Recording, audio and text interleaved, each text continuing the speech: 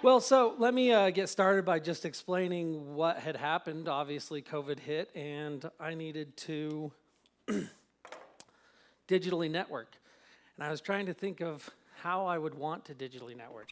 And one of the problems you have when you're digitally networking on a Zoom call is nobody can really hear you because you're talking over each other.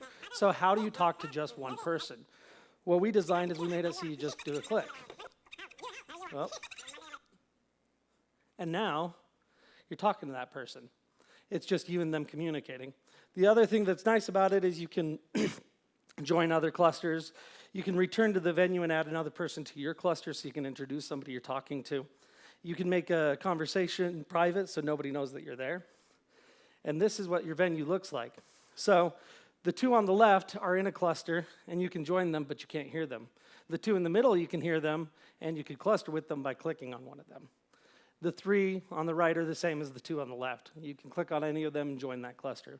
We're thinking of maxing out the clusters at 4 because once you get over 4, it gets a little busy. We also decided that why don't we do this for a live stream, a show? So you have your live stream going up top, and you have your party below that you came with, and you can adjust the volume between the two. So you can actually enjoy a live stream with your friends. But what's great about a live stream or what's great about a concert is the crowd. So you want to scroll through and you can see who else is at the party. You could click on them, you could join them, say hi. When you leave that party, you come back. It loads with your contacts first, and then as you keep scrolling, you get a little bit more adventurous and you can meet new people. This is what your speaker would see. So on the left, you have people that have raised their hand and are asking a question. In the middle, you have your audience. And you can scroll through those. And the nice thing, let's say you're a yoga instructor, you can right-click on one of them and say, and start a private conversation and be like, hey, if you widen your stance a little bit, Joseph, that would get you a much better stretch. You can also see what presentation is going on. This is your host view and gives the host a lot more control. I don't know if anybody here has done a Zoom conference yet, but the problem is you can do a network or you could do a webinar, and that's the one you're set on. We actually allow you to switch in between. So that way, when you go to the speaker portion, you don't have this annoying, hey, old man, can you mute your microphone so we can actually hear this presenter? You can also pre-record broadcasts. You can announce over other people, all of those great things. So right now, the current solutions you have are Zoom, which everybody knows. It's too rigid. Guests can't wander between groups. There's too many people, which equals no networking, and then breakout rooms lack natural networking. I don't know if any of you guys have got caught in a breakout room for 5 minutes with somebody that you don't actually want to talk to. The market size is pretty decent. Obviously, everybody knows that with Zoom going on. What we've decided recently is to actually go after networking, and through network groups, we can actually capture all the small businesses in the United States. Well, and we're not new to this game. SJ Squared, we call ourselves the Connection Alchemists. We had an application named Zing, which does IM through events. And then we have Community Cork, which is replacing the cork boards at coffee shops and digitizing them. What's really funny is both of these were starting up when COVID hit, and they're both related to events, so they both paused. And that's why we were like, okay, well, let's work on something else. This is our team. John Fisher, our CEO. Aubrey, who's a little nutty, she's started a desert festival called Incandescence that gets about 600 people. I think it was recently on the news because they still ran during COVID, which was a bad choice. And then myself, Solomon, our CTO, and Mia, our up-and-coming CMO. We also have a unique technology. That ability to click and see doesn't exist. You can't find it on any platform. It seems so simple, but it's weird that it doesn't exist. And we have gotten a little traction. So we created a website and a 19-second video, and we spent about $550. And through that, we've gotten 120 signups, 2 investor inquiries. Our CAC right now is standing at $4.54. And we asked a very interesting question. We're thinking of crowdsourcing this, and if we do crowdsource it, would you be interested in making a small investment? And 60% of the people that actually signed up said they would. which means people are willing to pay for it, which is great. We want to run our pilot, which would be 100 hosts. 30 of them we would imagine would be the freemium models, which would be 40 minutes, just like Zoom. 70 would be paid, and the proposed outcome on that is obviously a wait list increase, because we feel that this will be viral, but we don't know by how much, and it'll give us a much smoother launch when we test everything out. Currently, we're beginning our first round. We started development back in March. We're planning on closing our round by 2021, and then we will run our pilot at the end of 2021, and then we will launch fully in Q1 of 2022. And that's it. It's really simple.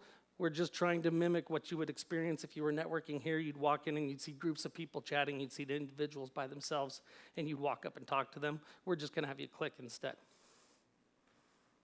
Now I'll open it up to questions, right?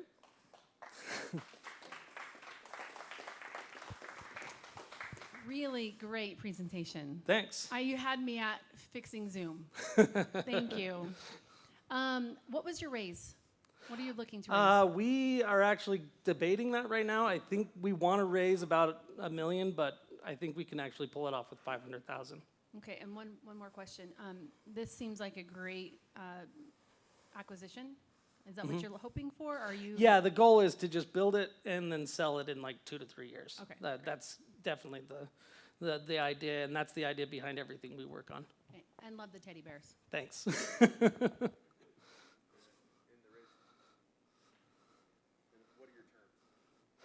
We actually haven't worked them out yet. This is fairly new. I've never actually done a raise before. What we've worked on previously, we actually had the funds and we self-funded those.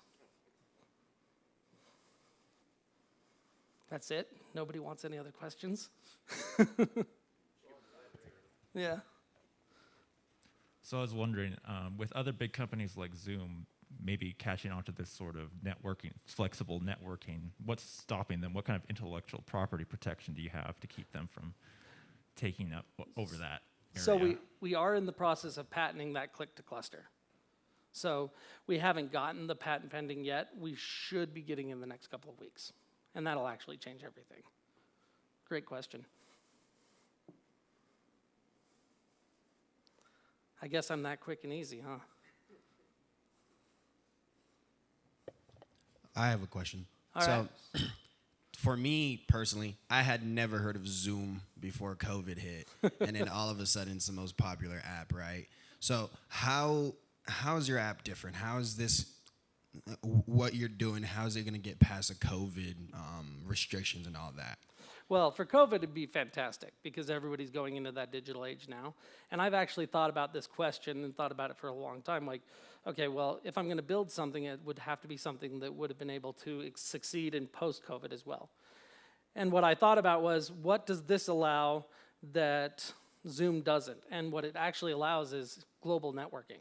So instead of what you experience on a local network, you walk in here, you guys are all locals, we all meet local people. But now imagine this on a grand scale, where people from England can jump on and people from Africa can jump on. And it's just a bunch of people in a network venue.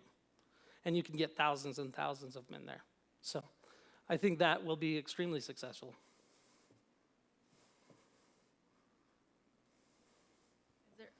So Zoom, we tried Zoom for the first time when we were doing 1MC virtually and got hacked.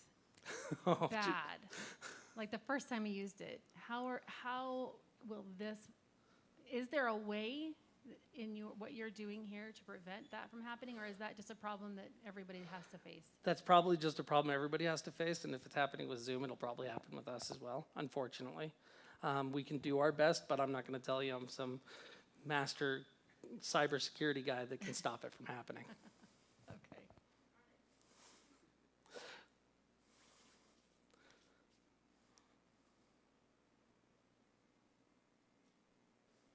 All right, then we have one last question for you, Jake. And that is, what can the 1MC community do for you? Right now, the main thing I'm looking for is introduction to people that would be interested in investing in seed round. We are also looking for people that run networks to engage them and get the LOIs from them on saying, basically, when this launches and it's tested, we want to buy it, and we're going to use it. And we're going to give those groups heavy discounts.